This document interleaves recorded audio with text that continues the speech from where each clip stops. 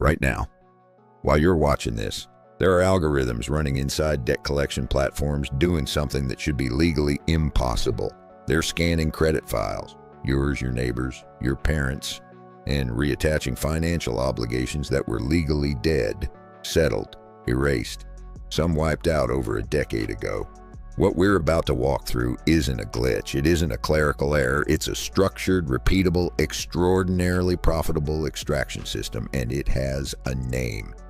Zombie debt. And it is feeding right now. Hold on, because I've heard the term. Always assumed it was fringe noise, edge cases, people who never paid their bills suddenly crying foul when collectors came knocking. Are you telling me this is hitting people who actually settled? People with documentation? Documentation's precisely what they're counting on you not to have. The entire machine runs on an information asymmetry so severe that high net worth individuals, people with financial advisors, legal counsel, structured portfolios, have had accounts frozen over debt that was discharged before their current mortgage was even signed. And before we go further, hold on to this.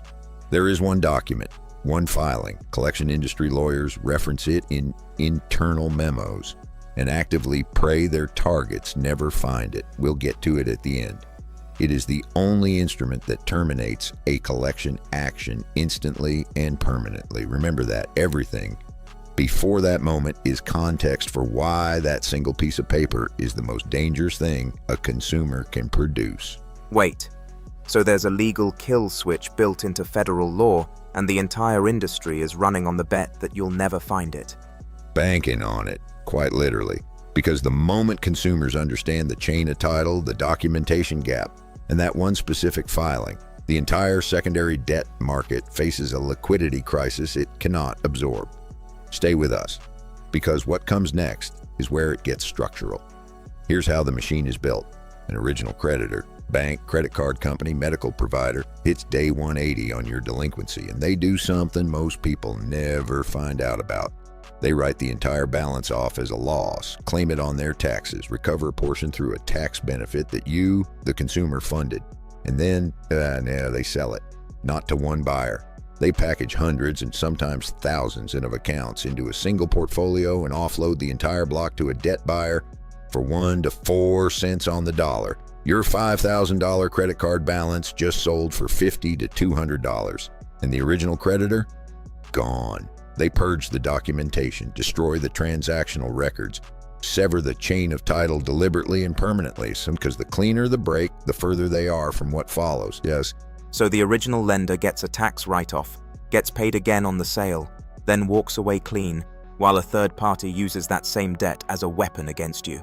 That's not a financial system. That's a laundering conveyor belt with a legal stamp on it. And it doesn't stop at the first sale. That debt buyer resells the portfolio to a tertiary buyer at an even steeper discount. By the time a collector contacts you, that account may have passed through 4 hands, each transfer degrading the documentation further, each new owner knowing less about the original terms, the payment history, or whether that debt was ever legitimately yours. The 2023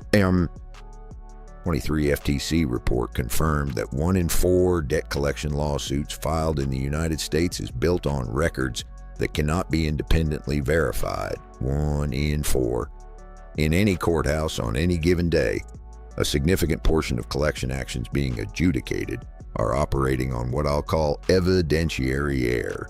No original signed agreement, no complete payment ledger, no verified chain of custody. 1 in 4. And regular people are showing up to those courtrooms without lawyers, without knowing their rights, without understanding that the person suing them may not even be able to prove they own the debt. Why are the elites protected while the rest of us pay the price?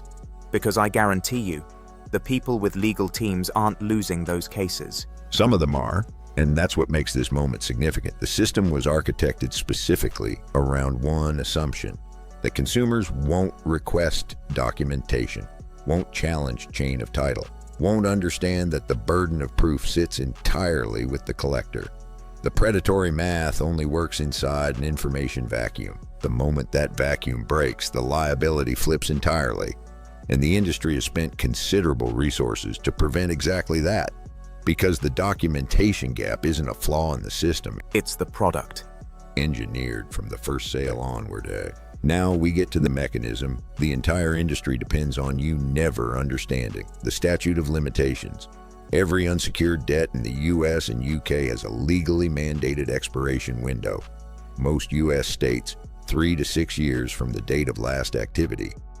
UK, 6 years under the Limitation Act 1980.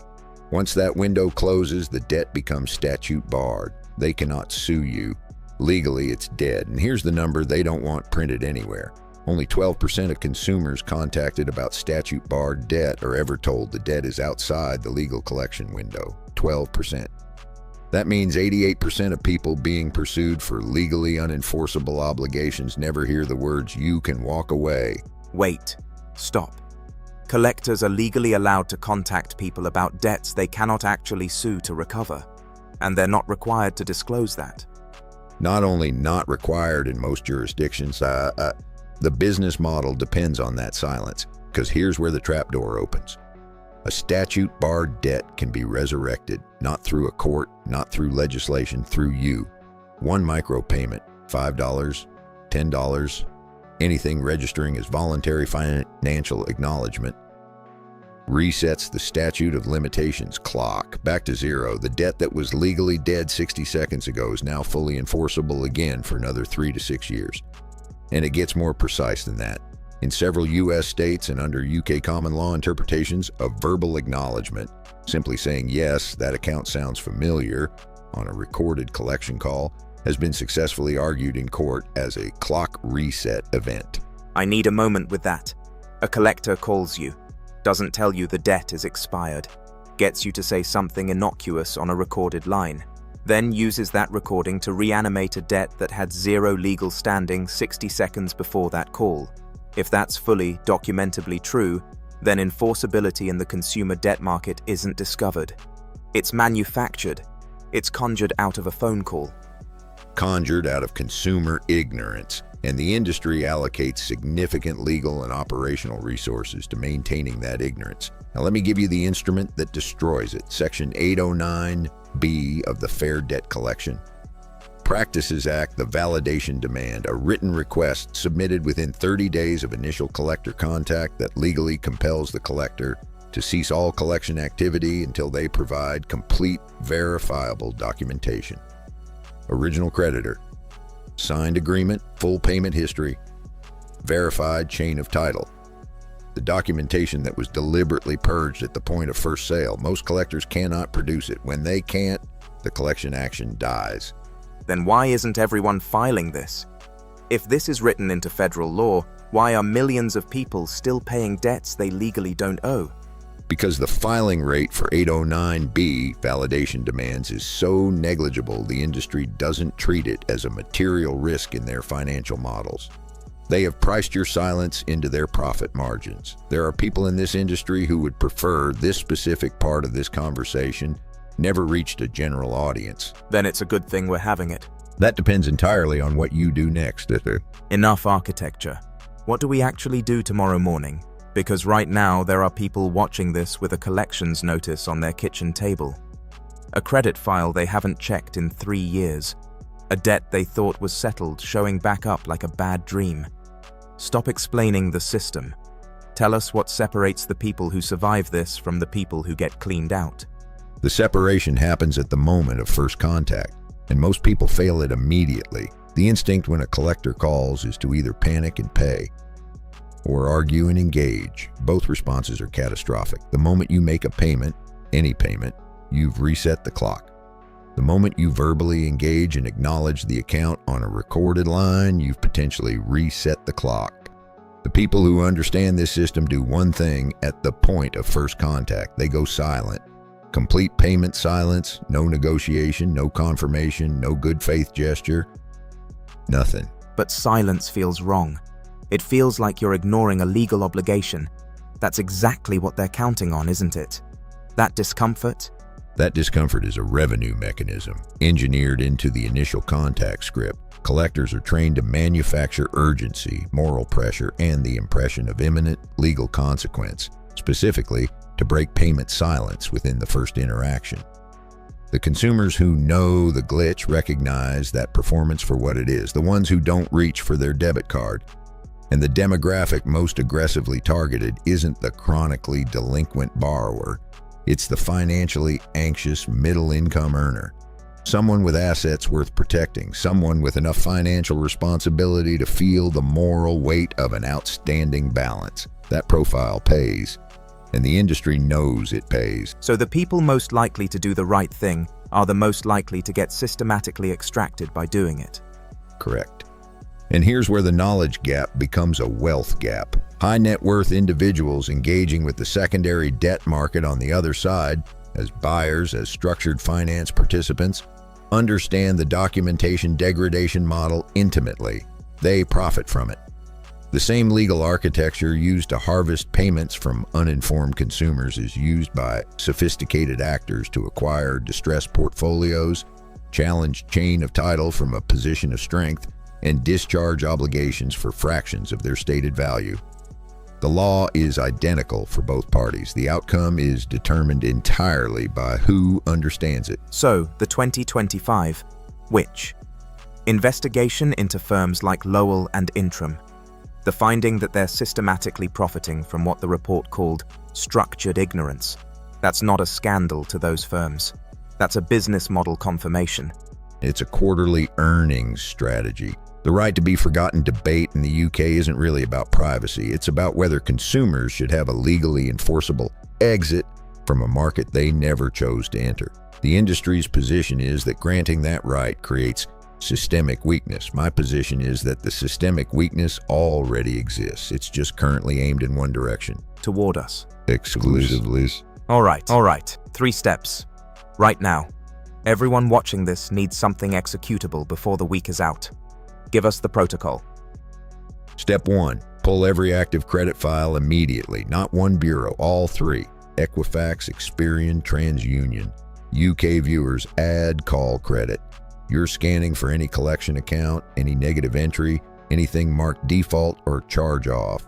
For every entry you don't recognize or believed was previously settled, you document the date of last activity. That date starts your clock. If the gap between that date and today exceeds the statute of limitations in your jurisdiction, that debt is potentially statute barred. Write that list down.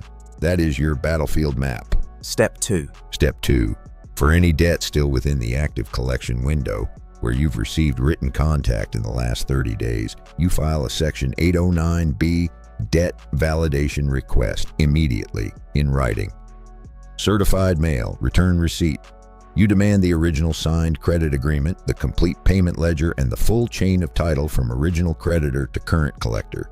You send nothing else. No payment, no verbal confirmation, no negotiation. You create a paper trail that places the entire burden of proof on the collector. In the majority of cases involving secondary and tertiary market debt, they cannot meet that burden. The action stalls. In many cases, it dies entirely. And step 3 is where the zombie gets put down permanently. Step 3. For any debt confirmed outside the limitation window, you issue a statute-barred notification in writing, certified mail. You state clearly, without negotiation, that the debt is statute-barred under applicable law, that you are not acknowledging the debt, that any further contact will be documented for regulatory complaint purposes. Then you maintain absolute payment silence. No micropayments, no verbal engagement. Nothing construable as acknowledgment. You have just legally diffused a zombie. But here's where I need everyone to understand something with complete clarity. The final warning. The primary creditor networks, the original banks and lending institutions, are currently in advanced development of a private, cross-institutional data ledger. A shared system designed to track acknowledgment events, payment microsignals, and behavioral data points that fall entirely outside the formal credit reporting framework. If that infrastructure becomes operational, the statute of limitations as a consumer protection mechanism becomes significantly harder to invoke. The window to use these tools at their current level of effectiveness is not permanent. It's closing. Faster than most people realize. So let me bring this home. What we've covered today is not a conspiracy, not a fringe financial theory. It is a documented, legally structured systemic extraction engine that moves billions of dollars annually from people who don't understand it to people who do. Zombie debt is real. The documentation gap is real. The clock reset trap is real. And the kill switch, the 809B validation demand, is real. And it is available to every single person watching this right now. The difference between the people who walk away from this conversation protected and the people who get harvested again is whether they act on what they just heard. Pull your credit files, know your dates, file the document, and when the next classified file drops, because there is one coming, and what's in it makes today look like orientation, make sure you're already in the room. Because by the time it becomes public knowledge, the window will already be closed.